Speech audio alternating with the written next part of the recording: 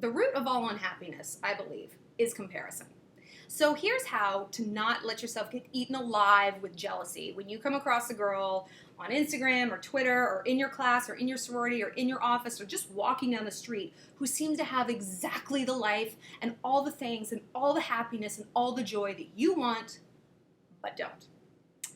When I say comparison is the root of all unhappiness, I mean it.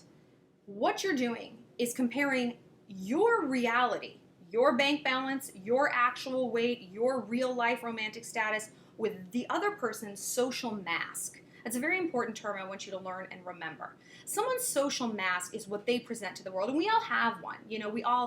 No one's Instagram is like, home alone crying, drinking by myself. People, you don't showcase the ugly side of life. You put out the image that you want, but that's not the reality. I live in New York City, and my life is full of social masks. I go to a lot of high-profile events, a lot of celebrities, and I'm constantly surrounded by girls who are like 9 feet tall and so thin, and they've got the coolest Celine bag and these YSL heels, and I'm just like, ugh, your life looks amazing.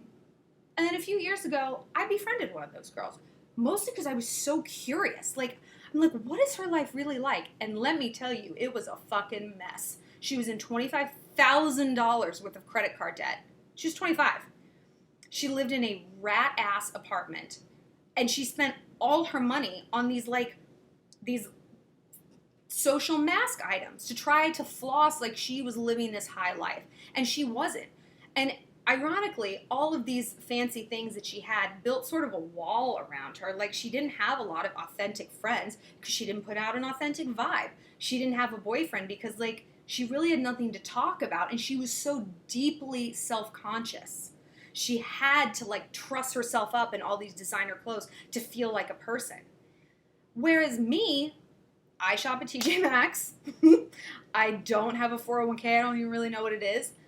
I mean, I've got love handles. I'm fatter than I want to be, but I am an authentic person. And because of that, because I've always been like, this is me, I do embarrassing things, I'm the first one to say that my life is kind of stupid sometimes, people connect to that. And I have an incredibly rich life. It's ironic, the more upfront you are about your flaws, the more people love you.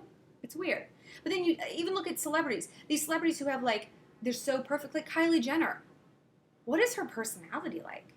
Does she have any friends? Would you want to be friends with her? Oh, I can't think of anything worse than having to talk to her for 15 minutes. I put a bullet in my head. So next time some girl comes along and she seems to just have it all, realize that you never know what goes on behind closed doors. All that confidence she seemed to have, well, the loudest person in the room is always the weakest. The most trendy girl in the room is always the weakest and probably the loneliest. The girl with the biggest boobs, you might want big boobs. That's probably a fucking curse for her because she's been getting leers from boys since she was 9 years old. That's not what you want when you're a child. So next time you feel jealous, look at it from the reverse. Really try to think, what flaws would come with what she has? Okay, she's really thin. Sexually, that's not really what guys want. That's what gay guys and fashion editors say is cool, but sexually in bed, no, dude. Guys want they want some of this. The perfect body is Scarlett Johansson, not Paris Hilton. Think about it. If she's got a great bag, think okay, well, you have a car that you can afford. You can afford your life. And there is glory and respect and dignity in living authentically like that. You don't have to amass these items you can't afford just to show off. And even if you can afford them, is that really how original you are? You just have to buy the same bag that everybody else has? Why? It's sad. So really try to reframe the way you think of someone. Or if there's just traits that you love about them, try to pull yourself towards those traits in your own life. Pull those things out, use it to inspire yourself to be better. Say, I'm going to pretend that I have her confidence next time I go out and see where that gets you. I'm a big fan of faking it till you make it when it comes to confidence, and I'm a big fan of finding mentors and people you can look up to.